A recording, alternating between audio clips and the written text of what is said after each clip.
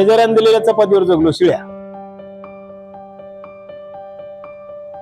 आता आमचं बापा छत्र लवकर हरपलं होतं. 2011 साली वडील वारले होते. मी ज्याले वडील आहेत त्याले खूप नशीबवान समजतो की मी आधी पुण्यातनी कंपनी जॉब केला, पण मी असं मले तुले म्हणायचं होतं, ते मले तुले म्हणून चिडवायचे तेव्हा.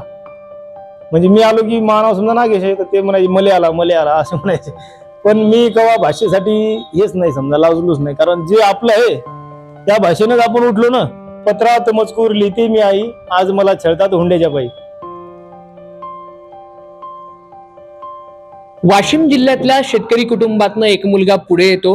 मनात जिद्द असल्यानंतर सगळे काही शक्य आहे तो सिद्ध करतो. फेसबुक सारखं, सोशल मीडिया सारखं आणि युट्यूब सारखं, इंस्टाग्राम सारखं माध्यम सोबत असतं आणि सर्वसामान्यांनी त्यांना मोठं केल्याच्या नंतर आपलं देखील समाजाप्रती काहीतरी कर्तव्य आहे याची जाणीव सुद्धा असते. माझ्यासोबत आहेत उद्योजक नागेश गंगावणे, वाशिम मध्ये ते आहेत आणि असेल आपण वराडीतच बोलू आहे का नाही, ते शुद्ध बिद्ध कुठं नाही जमतच नाही आपलं मराठी काम करावं. मला नागेश भाऊ हे जाणून घ्यायचं आहे की ती सुरुवात कशी झाली होती, नेमकी सुरुवातीचा काळ कसा होता? हॉटेल का सोशल मीडिया? सोशल मीडिया आधी, नंतर हॉटेलवर येऊ. तर सोशल मीडियामध्ये मी आलो 2018 मध्ये. तर ते टिकटॉक माध्यम होतं. तशी 2011 मध्ये आपली पहिली कविता हे झाली तिथं हिट. कुठं? अंकुशराव नाट्यगृह पुणे भोसरीमध्ये. तर कविता अशी होती की पत्रात मजकूर लिहिते मी आई, आज मला छळतात हुंड्याच्या पायी. ही कविता आपली फेमस झाली तिथं. आणि कला ही पहिली अंगात होती, पण आपण पैशाला मागे पडलो होतो त्याच्यामुळं कुठेच जाऊ शकलो नाही. मग टिकटॉक निघलं माध्यम. मग ते ऍप्स ओपन केल्यानंतरच एक व्हिडिओ असा व्हायरल झाला की मातीचं घर होतं आमचं झोपड्याचं. आई भाकरी करी तव्यावर आणि मी पानगोबीचा गड्डा कापू लागलो. तर 10 मिनिटात 80,000 फॉलोअर झाले तेव्हा. बापरे, म्हणजे मातीनं तुम्हाला इथपर्यंत आणून ठेवलं. मग मायच्यान म्हणजे पुण्यात आपला वराडी बाणा आपण पोचवू शकतो, ते पोचवल्यावर काय भावना होत्या बरं तेव्हाच्या? तर म्हणजे पुण्यासारख्या शहरात आपली तुमची कविता फेमस होणं ही लय मोठी गोष्ट होती त्या काळात. ते बोल असे होते की ते तेव्हा होतेच ना ते हुंड्याची प्रथा. आज बी मान्य आहे की आज पण हुंडा चालतेच ना मोठ्या प्रमाणात. हुंडा भेटू देऊन बी पोरीला कुठं असं एवढं चांगली वागणूक थोडी भेटते बऱ्याच ठिकाणी. आता सोशल मीडियाचा आधार घेत तुम्ही हॉटेलमध्ये उतरलात, त्याची सुरुवात आणि हॉटेलच का नेमकं निवडलं, त्याचं काय झालं माहितीये का? आमचा एक भाऊ होता माझ्यापेक्षा मोठा, ते वारला होता समजा. मग आम्ही आमचं गाव सोडून मामाच्या गावात राहण्यासाठी गेलो होतो. तर तिथं जे आपल्यावर प्रसंग आले होते आणि बरेच, मी 4-5 वर्षाचा असेल तेव्हा समजा. तर सांगायचं म्हणजे आपण शेजाऱ्याने दिलेल्या चपातीवर जगलो शिळ्या. म्हणजे अजून बी आपल्या अंगावर काटा सांगता नाही की एक मावशी होती, जेवारीच्या भाकरी भेटत, पण मला ती भाकर आवडे ना, मला खावा वाटी समजा चपाती. तर त्या मावशीनं शिळ्या चपाती आपल्याला देत जाई बिचारी. तर त्याच्यावर आपलं बालपण सगळं निघून गेलं ब्राह्मणवाड्यातनी. तर मग आपल्याला बी काहीतरी करायचं समाजासाठी. चला त्या मावशीनं काही का होईना आपल्याकडे केलं. तर त्याच्यामुळे आपल्या इथं लिहिलंय 5 वर्षातील मुलांना नाश्ता दूध मोफत दिल्या जाईल, 1 रुपया चार्ज नाही, श्रीमंत असो वा गरीब असो, काही घेणं नाही.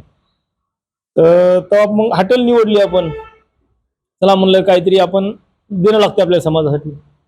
मग त्याच्यात बी मस्त ग्रीप भेटली. चॅलेंजेस काय ते आयुष्यातला एखादा प्रसंग आठवते का तुम्हाला, की बाबा तो आठवला की आजही अंगावर काटा येते, असा एखादा प्रसंग की जो कधीच विसरू शकत नाही? तेच प्रसंग आहे सगळ्यात मोठा, की त्या मावशीनं आपल्याला जेव्हा भाकरी देत जाय तर तिच्या नवऱ्यानं पण तिला एक दिवस मारलं होतं. का बा तू, म्हणजे त्याची बी गरिबी होती की बा तू आपली गरिबी असून त्या पोराला कसं काय भाकरी देतं. मावशीचं वय असून त्या 50-55 त्या काळातली, पण त्यानं आपल्याला भाकरी दिल्या तेव्हा. हॉटेलची सुरुवात जेव्हा केली तेव्हा सगळ्यात मोठा मुद्दा असते पैशाचा. जर भांडवल नसलं तर आपण काहीच करू शकत नाही. मग यासाठी काही आव्हान आले? आमचा मित्र रिसोर्टचा गणेश कष्टे म्हणून, त्याने आपल्याला 7,000 रुपयाची मदत केली होती हॉटेलसाठी. मी फोन केला त्याला की म्हणलं बा आपल्याला हॉटेल टाकायची पण पैसे नाहीत. मग त्यानं 7,000 रुपये आपल्याला ऑनलाईन दिलते. आणि आमचे काका आहेत मंगरुळपीरचे, त्याने 10,000 रुपये दिले, असं 17,000. आणि पहिली शॉपिंग 1,700 रुपयाची गावातूनच केली ती उधारीत. आमचा मित्र आहे, त्याचं किराणा दुकान आहे देवराव गंगावणी म्हणून. त्यानं ते 4 महिने पैसे मागितले नव्हते आपल्याला. आणि आता आपला किराणा डायरेक्ट आकुल्यावर येते गाडी भरून. काम खराबच आहे ना, ते सांगितलं. मला विचारायचं आहे की हे करत असताना ना अलीकडं सगळ्यांना बोलता आलं पाहिजे. तर काय सोपेस तुला मला घाल कुत्र्याला सोफिस्टिकेटेड बोलतात लोक. पण आपली वराडी माती तुम्हाला एवढ्या उंचीवर घेऊन जाऊ शकते, तर अशा शुद्ध बोललं पाहिजे असा भाव असलेल्या लोकांना काय सांगेल? नाही तसं काय नाही. ते आपली आपण भाषा सोडायची नाही, बरोबर आहे का नाही? मी आधी पुण्यात कंपनीत जॉब केला, पण मी असं मले तुले म्हणायचं होतं, ते मले तुले म्हणून चिडवायचे तेव्हा. म्हणजे मी आलो की मानाव समजा नागेश आहे, तर ते म्हणायचे मले आला असं म्हणायचे. पण मी केव्हा भाषेसाठी हेच नाही समजा लाजलोच नाही, कारण जे आपलं आहे त्या भाषेनेच आपण उठलो ना, त्याच्यामुळं आता सोडायची नाही भाषा. माझ्याकडे हे नाही ते नाही असं रडत बसत अनेक लोक युवक असतात, हे भेटलं नाही, काही सुसाईड करतात, काही फालतू गोष्टी करतात. अशा लोकांना तुम्ही प्रेरणा असताना तर त्यांना काय मेसेज द्याल? मी तर एकच सांगतो बुवा की शेतीले तर मालाले काही भाव नाही तर बरोबर. तर मा एक म्हणणं आहे की बूट पॉलिश पासून जे जमल ते जमत तर कोणतेच नाही, कोणी कोणाच्या असं ऑटोमॅटिकली कोणी शिकून येत नाही मायबापाच्या पोटातून. इथं आपण काही काही पोरं पाहतो आपण 12 वर्षापासून व्यवसायात गुंततात, आज सक्सेस आहेत ते. तर बूट पॉलिश पासून काही पण करा, पण व्यवसाय करा व शेती जोडणार काहीतरी काहीही करा.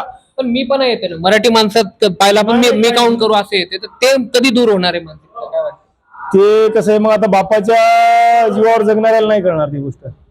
त्याला आता आमचं बापा छत्र लवकर हरपलं होतं, 2011 साली वडील वारले होते. मी ज्याले वडील आहेत त्याले खूप नशिबवान समजतो की बुवा काही काही म्हणजे वडील जे होते त्याचे पोराचे लग्न झाले, त्याच्या नाताचे पण लग्न झाले, तरी त्याचे वडील जिवंत आहेत. असे लोक नशिबवान आहेत. आमचं नशीब फुटकं की आमचे वडील लवकर गेले, त्याच्यामुळे आम्हाला लवकर हे प्रसंग पाहायला भेटले. घरचे तुम्हाला घरच्याला वेळ देता का तुम्ही? म्हणजे हॉटेल असते, समाज कार्य करता, व्हिडिओ टाकता, घरचे काय चिडतात का सपोर्ट करतात? नाही, सुरुवातीला मोठ्या बहिणीचा विरोध होता आणि भावाचा विरोध होता या सोशल मीडियासाठी. पण नंतर त्याला कळायला लागलं की लांब लांबून मोठमोठ्या लोक भेटायचे गावात नाही, आपल्या खेड्यापाड्यांनी. मग त्याला वाटलं की नाही बाबा काहीतरी असेल याच्यात नाही. तुमचे काय डायलॉग आहेत फेमस, ते जरा परत तुम्ही कसं बोलता रोजच्या लाईव्ह मध्ये, जरा एखादं बोलून दाखवलं. आता डायलॉग कोणते 2-4 आहेत आता. तुमच्या दोन्ही सगळे ऐकू द्या प्रेक्षकांना, कारण अनेक प्रेक्षक. तर वावरात मी असंच एकदा साखरपाणी करू लागलो आम्ही. ते व्हिडिओ लय व्हायरल झाला की ते डायलॉग होता की बुवा आता हे साखरपाणी केलं म्या आणि मी एवढं बी पितो आणि मग कोण काय म्हणते ते मी पाहतो मी. हे कुठून सुचतात कुठून तुम्हाला? हे असे बोलण्यातून निघले, ते व्हायरल झाले, फेमस झाले, मग आपण ते पुन्हा पुन्हा म्हणायचे, ते तेवढे व्हायरल होत गेले. म्हणजे ही जी माती आहे ना, ही मराठी माती माणसाला समृद्ध करत असते. थेट नागपूरचं अधिवेशन कव्हर करायला आल्याच्या नंतर या विदर्भ प्रांतामध्ये अनेक घटक असे आहेत की त्यांच्यापर्यंत सुद्धा माध्यमांचे कॅमेरे गेले पाहिजे, म्हणून आपण इथे आलोय आणि त्यांच्याशी बातचीत केली आहे. पाहत राहा नव्या युगातला नवा मीडिया, अर्थात गौरव मराठी.